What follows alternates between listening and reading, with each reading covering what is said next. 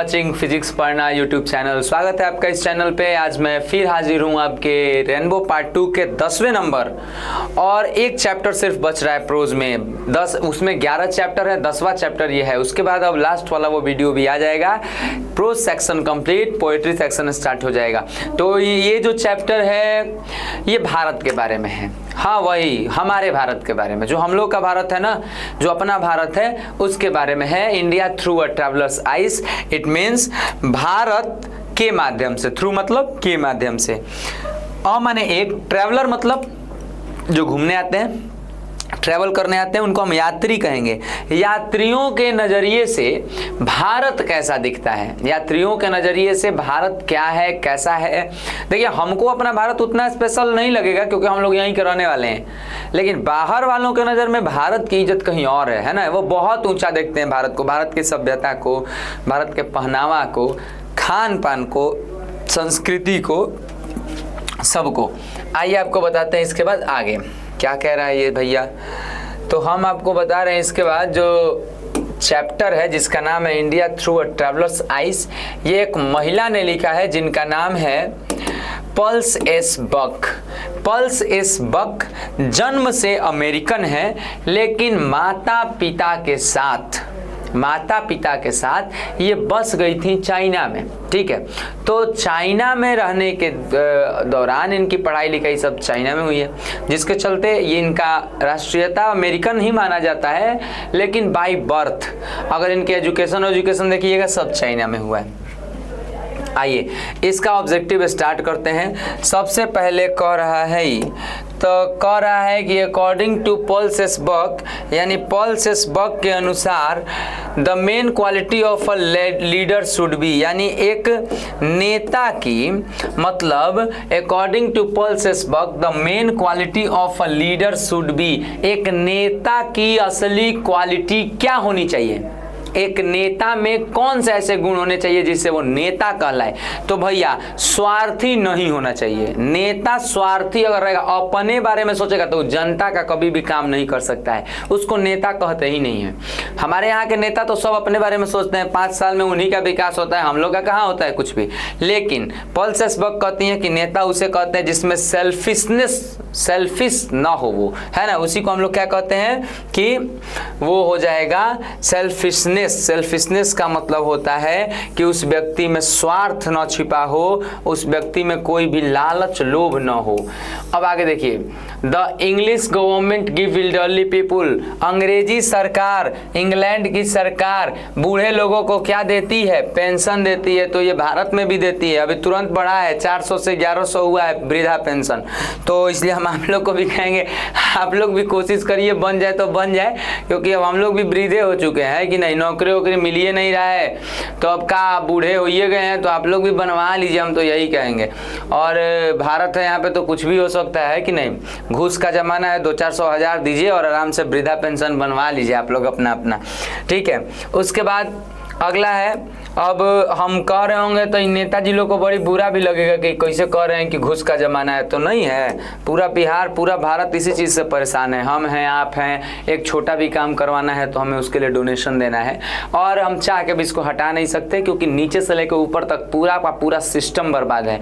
आप ऊपर वाले के पास जाके केस करिएगा, कोई दिक्कत नहीं है, क्योंकि वो नीचे वाला जान रहा है कि ऊपर वाला भी हमसे परसेंटेज बांधा हुआ है, इतना परसेंट हमको चाहिए, इतना परसेंट हमको चाहिए। तो बिना डर के धड़ल्ले से घूस लिया जा रहा है, और चाह के भी इसको रोका नहीं जा सकता। कोई नहीं रोक सकता इस चीज को। क्यों? क्योंकि जो रोकने वाला है वो खुद भ्रष्टाचारी है कि नहीं, तो आखिर रोकेगा कौन। It was said that the sun never sets in the ... empire, यानी कहा जाता है कि किस साम्राज्य में सूर्य नहीं डूबता था, तो ब्रिटिश साम्राज्य में सूर्य नहीं डूबता था, उसके बाद कभी नहीं डूबता है। उसके बाद अगला क्वेश्चन है कि Pearl S Buck was interested in the meeting in the, Pearl S Buck जो थी वो भारत आई थी, तो सबसे ज़्यादा किससे वो मिलना चाहती थी, किन लोगों से मिलने में वो इंटरेस्टेड थी, तो पीजेंट से। पीजेंट का मतलब होता है किसान, पीजेंट का मतलब क्या होता है, किसान, फार्मर। भारत आई थी तो फार्मरों से मिलना चाहती थी भारत के। Pulses buck at her food, pulses buck ने अपना खाना खाया था भारत में। भारत के जब गाँव में आई थी तो उन्होंने अपना खाना खाया था किस चीज़ से? क्या वो कांटे वाले चम्मच से खाई थी, या चक्कू से वो काट के खाया जाता है उससे खाई थी, या नॉर्मल स्पून से खाई थी, या हाथ से खाई थी? तो हाथ से खाई थी। पहली बार उन्होंने हाथ से खाया था यहाँ पर। तो यहाँ पे विथ हर हैंड्स मतलब अपनी हाथों के द्वारा उन्होंने खाना खाया था। उससे पहले वो लोग चाइना में वैसे भी लोग चॉप स्टिक से नूडल्स खाते हैं, या चॉप स्टिक देखे हैं फिल्मों में देखे होंगे, वे जो दो ऐसे स्टिक की तरह होते हैं, लोग उठा के ऐसे नूडल्स खाते हैं, उसको चॉप स्टिक कहते हैं। उसके बाद आप आइए, कह रहा है pulses buck was invented for dot dot dot by a modernly education family, यानी इन्वाइटेड है कि इनको बुलाया गया था, पल्सेस बक को एक मध्यम पढ़ा लिखा परिवार ने इनको बुलाया। नॉर्मल कुछ जानता है, BA में किया है, नॉर्मल पढ़ाई किए हुए परिवार ने इनको बुलाया था। किस चीज़ पे? तो भैया लंच पे बुलाया था, लंचियन, इसको लंच ही कहेंगे, लंच है, लंच पे बुलाया गया था इनको। ठीक है, आंसर ऑप्शन सी। अगला क्वेश्चन कह रहा है कि which nation has been called the youngest state of ancient people. तो ये भैया भारत है। भारत को कहते हैं पुराने लोगों का नया देश, पुराने लोगों का नया देश कहा जाता है। अगला क्वेश्चन कह रहा है according to Pearl S Buck what lesson has India to teach the world, यानी भारत जो है वो पूरी दुनिया को क्या सिखाता है? तो नॉन वायलेंस सिखाता है। Non violence, lesson of non violence का मतलब हुआ कि अहिंसा का पाठ पढ़ाता है, लड़ाई झगड़ा करना नहीं सिखाता है। भारत शांति प्रिय देश है, ये लड़ाई झगड़ा कराना नहीं सिखाता है कि नहीं। उसके बाद अगला, ये पाकिस्तान नहीं है कि रोज बम फूटेगा और बम फोड़ने का सलाह दिया जाएगा, ये इंडिया है। और मैं गर्व से कह सकता हूं कि हमारे भारत में संस्कारों की ये धरती है, संस्कृतियों की ये धरती है, और मैं बहुत धन्यवाद देता हूं उस भगवान का जिन्होंने मुझे इस धरती पर जन्म दिया है। हम लोगों ने बहुत अच्छा कर्म किया था कि हम लोग भारत में जन्म लिए हैं। अगर कहीं पाकिस्तान में ले लेते ना तो भैया लेना का देना पड़ जाता, बिना मतलब का आतंकवादी कुल कहता हम लोग को, और हम लोग कुछ कर भी नहीं पाते, क्योंकि जौ के साथे घुनो पिसाला भोजपुरिया में बात कहल जाला। तू नहियो कमावा करबो, अगर तारा गांव के आदमी चोर बनन तो तू चोरवे गांव के कहबो, है कि नहीं। तो ये भी चीज़ जरूरी है कि भैया हम लोग भगवान से मनाते हैं कि वैसी जगह पे जन्म दिए हैं कि हम लोग इज्जत से जी सकते हैं। बक हैड विजिटेड इंडिया, मतलब बक जो है पल्सेस बक भारत में आई थी तो क्या देखने आई थी? क्या ताजमहल देखने आई थी, कि जमा मस्जिद देखने आई थी, कि फतेहपुर सीकरी देखने आई थी? तो नहीं भैया, वो भारत के लोगों से और दो ग्रुप को देखना चाहती थी, एक धनी ग्रुप को और एक गरीब ग्रुप को, मतलब एक शहरों में रहने वाले को और एक गांव में रहने वाले को। तो यहाँ पे है आंसर क्या हो जाएगा? To see and listen to groups of Indian people, यानी भारत के दो समूहों को देखना चाह रही थी, इसलिए वो आई थी। उसके बाद the young Indian intellectual were disappointed with the, यानी जो यंग इंडियन इंटेलेक्चुअल का मतलब क्या होता है? बौद्धिक पढ़े लिखे लोग। जैसे जो नए नए पढ़े लिखे लोग हैं, जो युवा पढ़े लिखे लोग हैं, वो सबसे ज़्यादा किससे नाराज रहते हैं? तो अंग्रेजों से। इंग्लिश जो है ना, इंग्लिश यानी अंग्रेजी शासन जो आई थी भारत में, वो यहाँ के बौद्धिक जो स्थिति है, युवाओं के भविष्य के साथ खेली है, वो है ना, यहाँ के बहुत सारी संपदाओं को लेकर चली गई है। तो जिसके चलते ये लोग नाराज रहते हैं किससे? तो भारत के युवा जो हैं वो अंग्रेजों के शासन से। अब आप समझिए, अंग्रेजी शासन में एक व्यक्ति का एवरेज उम्र कितना था?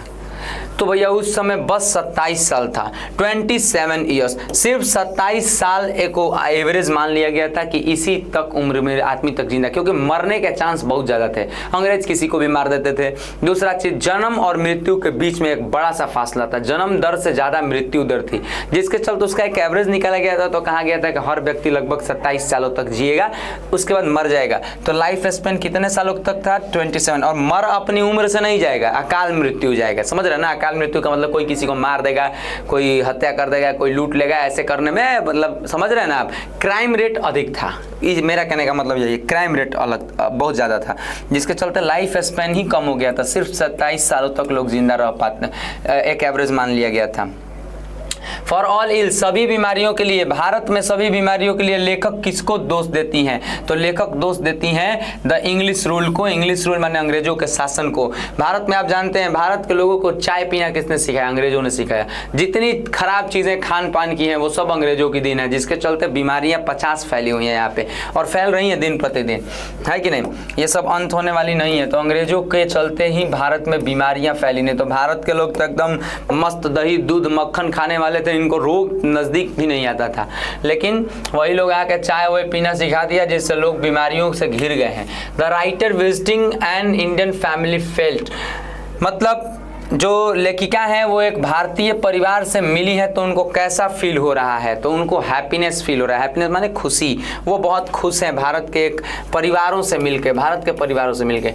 The book come my beloved has the, यानी जो किताब लिखा गया है कम माई बिलव्ड, वो क्या है, तो वो मतलब ये जो है the book come my beloved has the, ये क्वेश्चन ही गलत है, ये क्वेश्चन गलत है, ठीक है।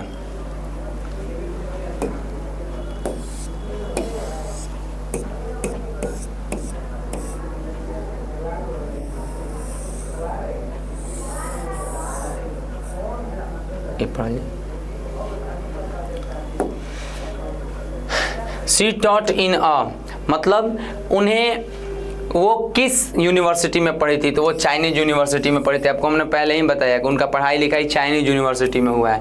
उसके बाद क्या है, सी वॉन द नोबेल प्राइज, उन्होंने नोबेल प्राइज जीता था। कब जीता था? 1938 ईस्वी में जीता था। उन्होंने नोबेल प्राइज 1938 में जीता था। उसके बाद आप जान जाइए पॉल सेसबर्ग के फैमिली का जो डॉक्टर थे वो क्या थे, तो वो एक भारतीय थे। वो जो डॉक्टर थे ना एक भारतीय थे।